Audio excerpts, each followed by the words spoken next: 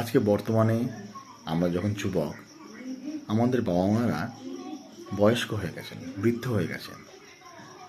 তারা অনেক সময় হয় একই কথা বারবার শোনাতে থাকে।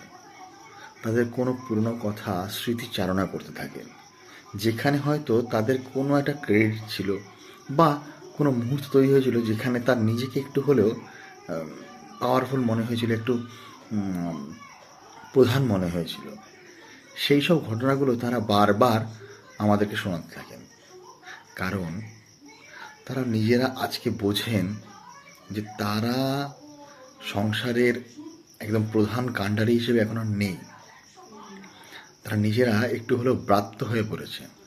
সেটা হয়তো তাদের বয়স্কজনিত কারণে বা তাদের অথর্বতার কারণে হয়েছেন, বা আমাদের কোনো কোনো ব্যবহারে হয়তো আমরা বুঝিয়ে ফেলছি যে তাদের এখন সেই ক্ষমতা নেই। তো তারা যেন একটু সাইডে থাকে, পাশে থাকেন।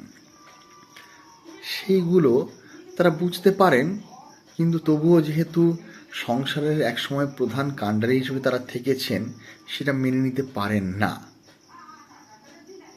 আমরা কি পারি না তাদের এই কথাগুলো একটু মন দিয়ে শুনতে? হয়তো এই কথাগুলো শুনতে আমাদের ভালো লাগছে না, কারণ একই কথা শুনতে অনেক সময় ভালো লাগে না।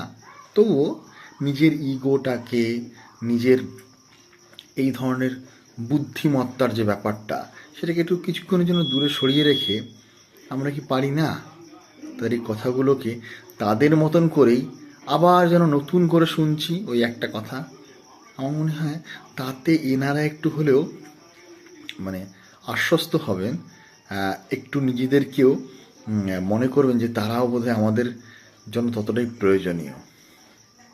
দেখুন না একটু চেষ্টা করে কি হয়।